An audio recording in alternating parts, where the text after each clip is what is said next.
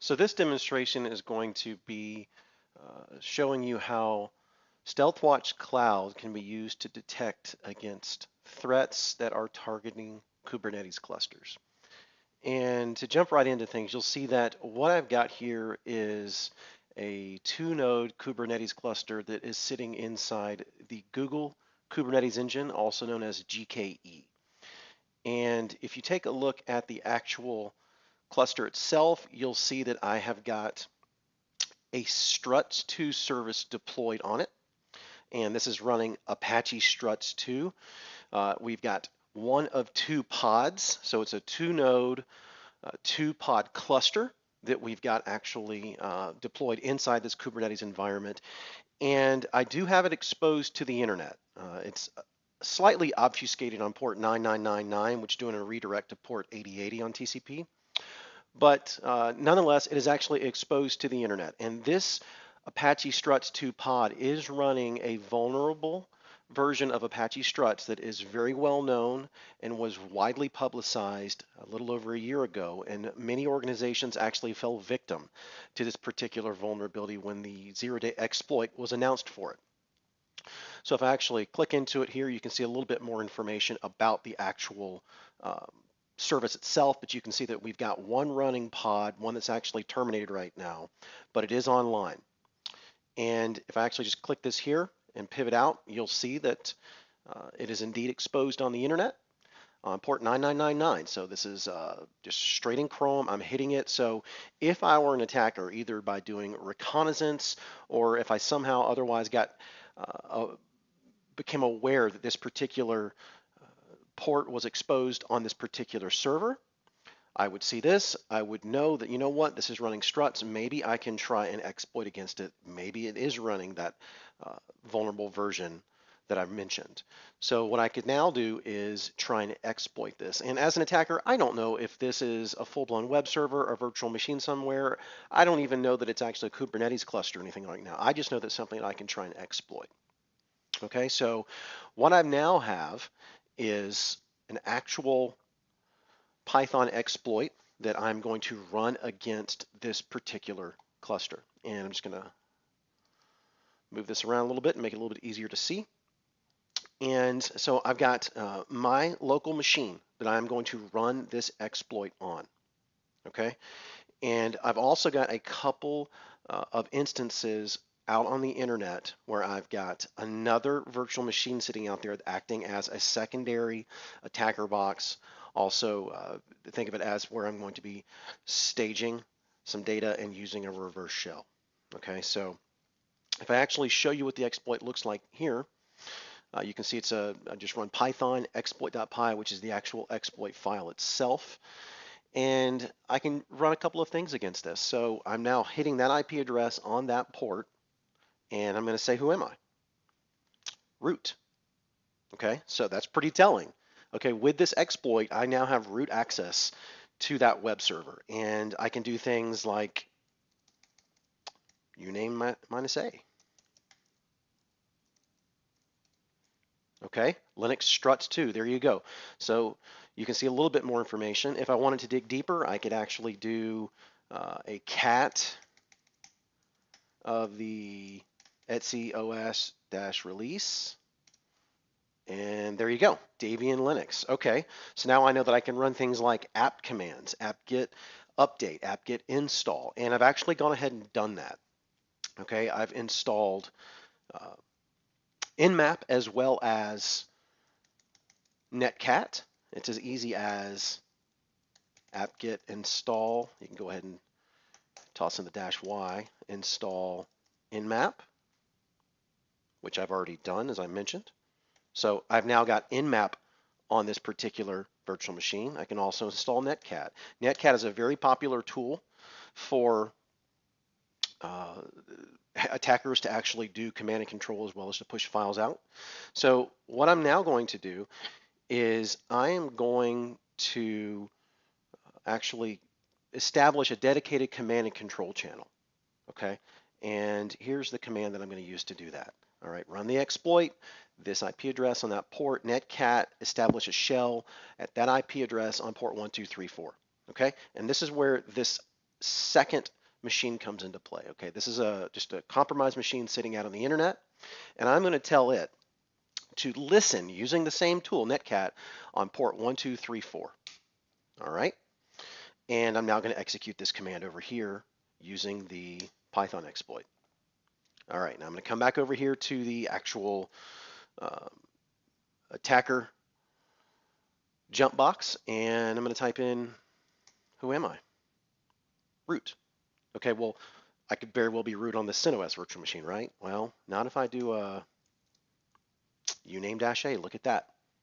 So what we now have, we've moved from the just running Python exploit commands one at a time for my local workstation to now we have a dedicated command and control channel established on this secondary jump box out on the internet. So now I can navigate the file system, I can execute nmap scans, which I've already done. I'll show you what that looks like here shortly. I can even simulate piping a file out to the internet. So if I wanted to, let's just say, that command right there, cat1gig.zip, pipe it out to Netcat on a remote IP on 12345. I've got a secondary shell open over here where I can tell it to listen on 12345.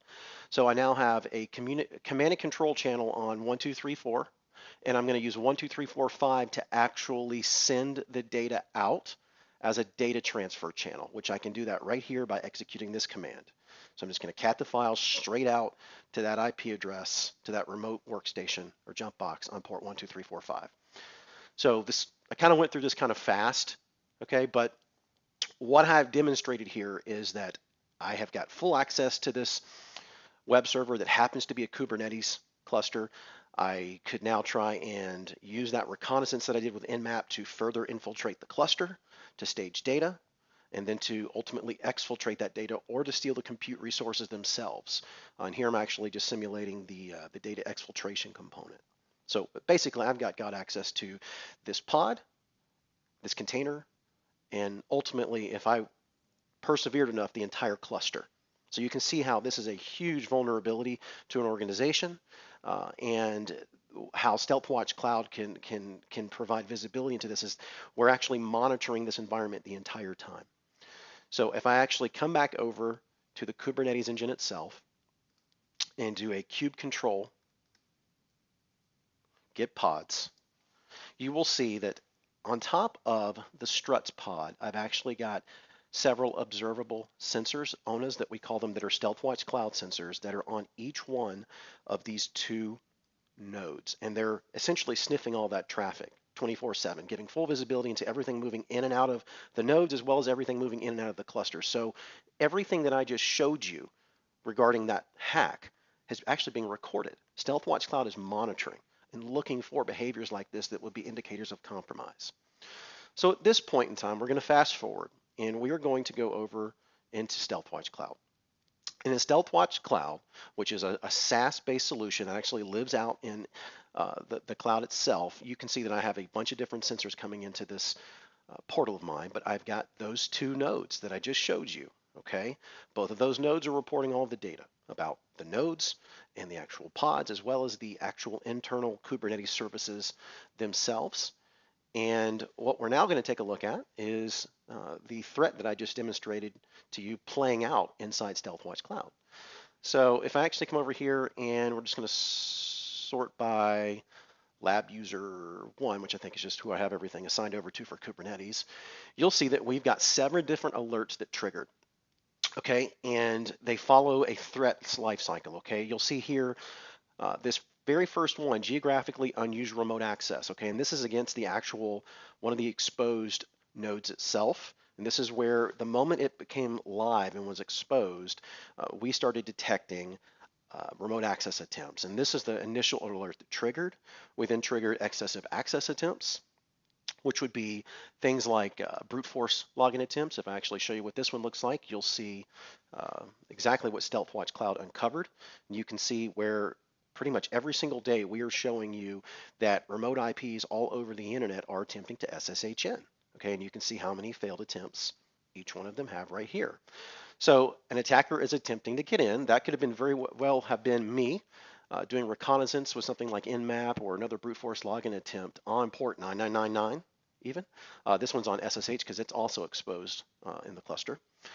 And then we've got persistent remote control connections. So this is a threat actually evolving to that next phase where it's got successful communication bidirectionally with the endpoint. And at that point in time, you'll see that we now have internal port scanner that triggered. An internal port scanner is exactly what I mentioned. It was me running the nmap command from within this particular struts pod against the entire 10 dot subnet here. And that's being just saying what else is alive, what else is breathing out there. You can see that we've got common port ranges as well as web server targets, common targets, etc. So it's full access all the way down to the individual flow level if you wanted to see as far as supporting evidence that caused us to trigger. And you can see where that particular pod is just hammering this particular IP address on port after port after port after port, looking for something else that's alive and breathing. Okay. As the threat manifests, we can now see it move into this one right here, new IP scanner. And this is going beyond just scanning one IP address on multiple ports, but this is it actually scanning those that cluster of IPs, which is actually going to be the ICMP scan that you can see right here against .1, .2, .3, .4, but you can see it incrementing. So there's us triggering on that part of the threat playing out.